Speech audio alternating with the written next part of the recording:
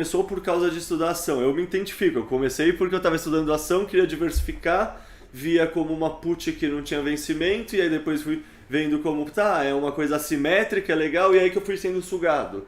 Mas, ou seja, não foi pelo viés libertário. E é um rolê que os libertários conseguem ver, e por isso muitos libertários, tipo, entraram tão cedo, e quem não é libertário não consegue ver tanto. A gente realmente tem um senso de confiança mais inerente com o Estado, e que o pai-Estado vai consertar as coisas, sei lá, algo direcionalmente assim, né? É, isso é muito doido. Seguida a galera pergunta pra gente, vocês são libertárias? E de alguma forma a gente tenta não se rotular, porque a gente justamente não entrou por esse viés. E às vezes as pessoas que ainda não enxergaram o Bitcoin como essa ferramenta de autonomia e soberania podem uh, rechaçar esse tipo de rótulo, sabe? Então às vezes a gente Sou não se rotula, ofensivo mas ainda, né? É um negócio que sou sou ofensivo. ofensivo ainda ser libertário. É tipo um E o que a gente às maconheiro vezes quando eu tinha 15, 16 anos. O pessoal fala com meio que um ódio na língua, assim. e a gente está falando de narrativas, né? E o mundo está completamente politizado em narrativas. Tudo é narrativa e tudo virou política agora também. Mas isso é muito doido. Conforme a gente também se aprofunda no Bitcoin, a gente começa a pensar que, porra, direita e esquerda cai tudo na mesma vala, vai sair na mesma solução, que é cada vez mais dependência, né? Então, a gente vê o Bitcoin como uma solução para além do Estado, para além da política, para além das pessoas que estão no comando naquele momento. E aí, quando a gente começa a olhar sob essa lente o mundo, a gente começa a ver as notícias, os deputados, presidentes, governadores, tudo num grande teatro ali, né? Como se fizesse alguma diferença, sendo que o que está coordenando tudo é justamente as fontes de informação e o dinheiro. E o que as pessoas têm ou não têm que consumir. Então, aí começa a quebrar tanto a mente. Eu concordo com a Cacá quando ela fala de aflição, chega a dar um desespero, sabe? Que mundo é, que planeta é esse? Vamos voltar pro filtro lá para, sei lá, qual planeta onde tem os ETs, porque tá tudo errado, né? Então, eu acho que esse é o grande sofrimento, assim, como passar informação e não deixar grudar esses rótulos, esses vieses e essa coisa que existe no mundo hoje de ter que escolher um lado, um viés, uma narrativa para seguir, sabe? Então, eu acho que esse é o maior desafio pra gente. O único Vai lado que a lá. gente escolhe é o lado Bitcoiner da força, né, Carol? É, Que é o Bitcoin apolítico, e a gente está aqui defendendo a soberania financeira das pessoas e autonomia, né? Puta, eu gosto muito de uma frase que acho que é daquele Parkes Lewis, uma coisa assim, que é o uhum, Bitcoin, os progressistas vão gostar muito do Bitcoin, mas os democratas não vão gostar do Bitcoin. Os conservadores vão gostar muito do Bitcoin, mas os republicanos não vão gostar do Bitcoin. E para mim isso é perfeito. E contextualizando para quem está ouvindo, isso significa o quê? Significa que os dois principais partidos que representam a direita e a esquerda dos Estados Unidos não vão gostar do Bitcoin, mas que as pessoas que acreditam nos princípios desses partidos vão. E por quê? Porque o Bitcoin realmente protege a sua propriedade privada, mas ao mesmo tempo ele é um dinheiro justo e que não tem os amigos do rei como os grandes banqueiros, é um dinheiro que promove igualdade, é um dinheiro que não censura, então tanto faz se você é a pior das minorias mais cagadas, você não vai ser cancelado, você está protegido, você tem exatamente os mesmos direitos, ninguém vai tirar seu banco da tomada por você ser militante contra uma causa que você acredita. Então é um negócio que as pessoas que acreditam no princípio gostam. E, tipo, os princípios são direcionalmente corretos. Não importa se a pessoa é mais de direita ou mais de esquerda, as pessoas meio que concordam direcionalmente em muitas coisas. E aí usam as discordâncias para politizar elas. E, tipo, no fundo, uhum. é isso. O Bitcoin vai tirar o poder desses parasitas que politizam as pessoas em ver que elas estão direcionalmente no mesmo caminho.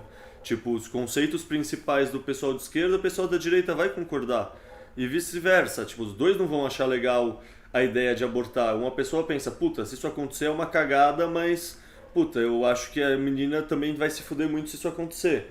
E o outro pensa, puta, é uma cagada também. Não é que vai sair legalizando o aborto e as meninas vão sair abortando, sabe? Eu acho que direcionalmente as pessoas são muito mais parecidas do que diferentes. E eles são esses parasitas que no fundo o pessoal chama de elites, mas eu concordo com o autor gringo que é o Svetsky, que fala que eles não são elite, elite é tipo o Usain Bolt, é o Michael Phelps, é o Einstein, é o Satoshi Nakamoto, é o Steve Jobs, isso é elite. Esses aí são os parasitas. E é importante chamar as coisas dos nomes certos, assim. Tipo, é importante dar nome aos bois. E, no fundo, isso é muito legal, dessa apoliticidade do Bitcoin. Porque, de fato, ele tem alguns conjuntos de valores que são, sim, com um viés ideológico. Mas, dentro desse conjunto de valores, está o tratar todo mundo de uma maneira justa, e isso acaba dando muito direito para o indivíduo. Tipo, porque essa linha filosófica dos cypherpunks era um negócio que preservava muito essa questão da individualidade e preservava a segurança ao preservar totalmente a identidade da pessoa, né? Exato, e as pessoas tendo um dinheiro seguro onde elas podem confiar, beneficia a todos. E permanece a descentralização como um dinheiro que todos têm acesso e ninguém tem mais poder do que ninguém, né? Então, com certeza, une as filosofias, os dois lados, mas sem ter alguém, não sei se falhou aqui, mas sem ter ninguém coordenando. E acho que é esse o processo de criar parasitas, né? Porque quando alguém tem mais poder, ela não vai querer menos poder, ela vai querer cada vez mais poder e criar situações onde ela vai concentrar cada vez mais. E se não for para si, vai ser para quem está próximo dela. Então é justamente isso que o Bitcoin resolve também, né?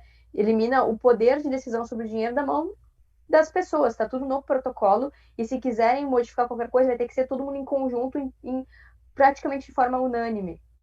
Porque quando você tem pessoas, né, Carol, à frente de um projeto, você tem ego. É. Sim, o ego, puta. O ego é sempre uma barreira, né? No fundo, a pessoa precisa assumir que ela estava errada e assumir que ela precisa pesquisar e, sei lá, sentar a bunda na cadeira, e ela não vai entender de primeira, ela não vai entender de segunda, e tá tudo bem, ela não precisa sair xingando, ela pode respirar fundo e continuar estudando. Tipo, eu acho que muitas pessoas ficam frustradas com a dificuldade do Bitcoin e procuram um discurso mais fácil, assim, justamente por não ter essa disciplina, assim, querendo ou não, a maioria das pessoas não gosta de estudar e não gosta de ter trabalho. Chega uma narrativa mais mastigada, porque essas altcoins geralmente têm equipes de marketing, o que é pouco comentado, mas é isso, é tipo um fundo de investimento com uma equipe de marketing incentivando uns devs a ter uma coisa boa o suficiente para conseguir distribuir e vender. E aí eles saem. Ou mais hypada também, né, Leta? Ah, mas eu já vi propaganda no Twitter de protocolo. Então, se é descentralizado, como é que tá botando propaganda no Twitter, sabe? Promoting ali.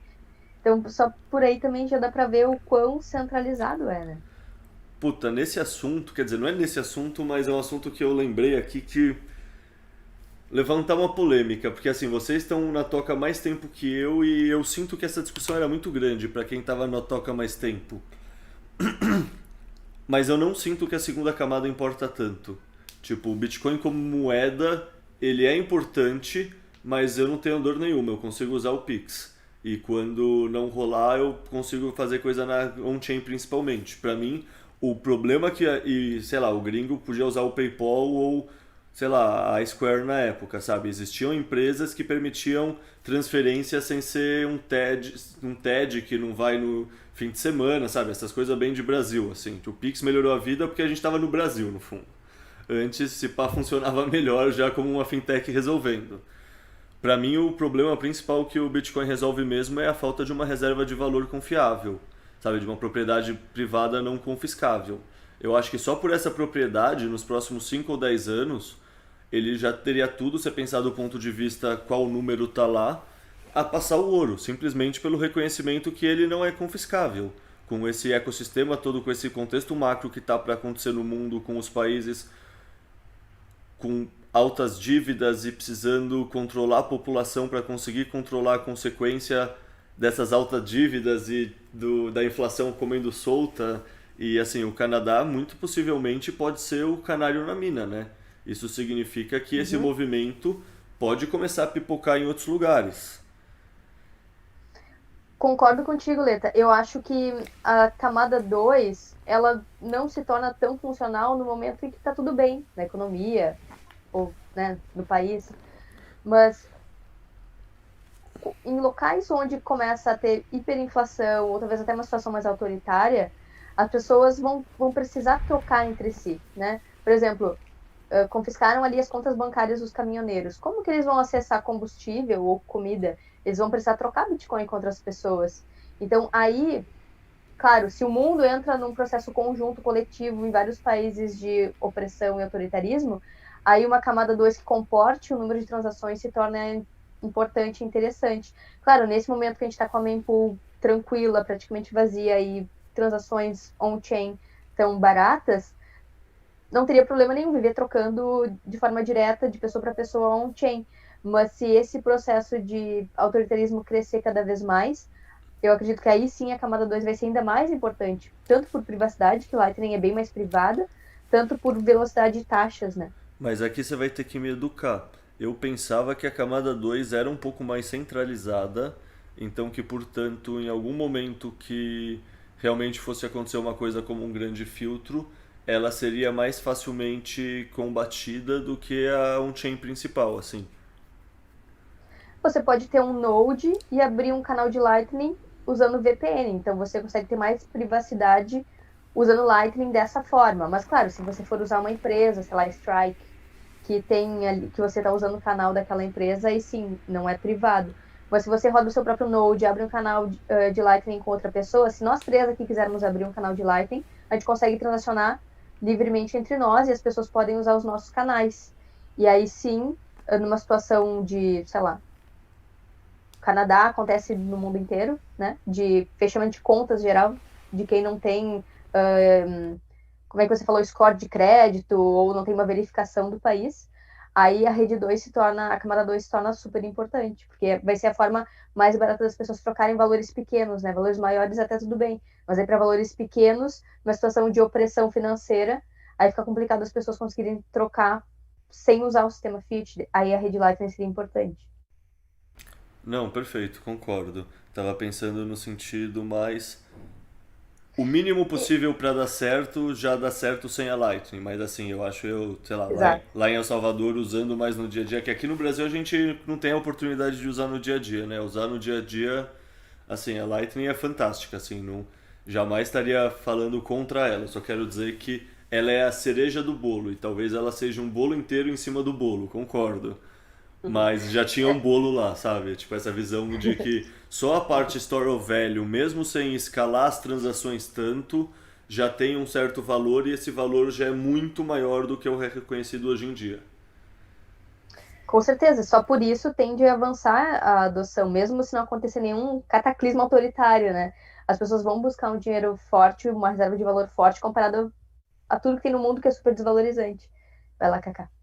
Eu ia comentar justamente quando a gente começou o projeto ali em 2019, a gente já tinha essa ideia, né, essa bandeira da usabilidade e já mostrava, fazia vídeos ali usando o Bitcoin no dia a dia. A gente visitava empreendedores, lojas que aceitam o Bitcoin como pagamento. E uma das grandes críticas justamente era sobre as taxas de transação, né? Nossa, não vale a pena, por que que eu vou pagar com Bitcoin? Claro, existe a crítica do porquê que eu vou pagar com Bitcoin, porque o Bitcoin é uma reserva de valor, é um ouro digital e tende a se valorizar, então não vou usar isso aqui nunca para pagar alguma coisa. E existia, principalmente que ali naquela época, quando o Lightning não era muito difundida ainda, a crítica das taxas, do tipo, como que eu vou comprar, pagar um café da manhã, vou pagar alguma coisa, sei lá, que custa R$ 10 e vou pagar 50 de taxa ou 30 de taxa. Não faz nenhum sentido, eu não vou usar e Bitcoin nunca vai se tornar moeda por conta disso. E aí veio Lightning com tudo, assim, né? Desmanchando totalmente esse argumento. Então a gente não ouve mais o argumento de que as taxas são caras. Nunca mais a gente ouviu isso desde sei lá, início do ano passado, desde que El Salvador adotou, né, a lei Bitcoin. Nunca mais esse argumento ele apareceu. Hoje ainda prevalece o argumento de, tipo, eu não vou usar porque é reserva de valor. Então, mas eu concordo também com o que a Carol falou.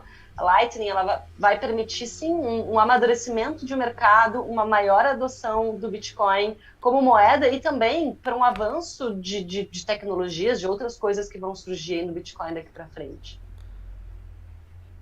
Concordo inteiramente, sem dúvida. A Lightning é fantástica, né? Depois que você usa no dia a dia, Não sei como foi pra vocês, mas foi muito estranho voltar a usar o real, né? Foi algo que, não sei, não me causava a mesma felicidade.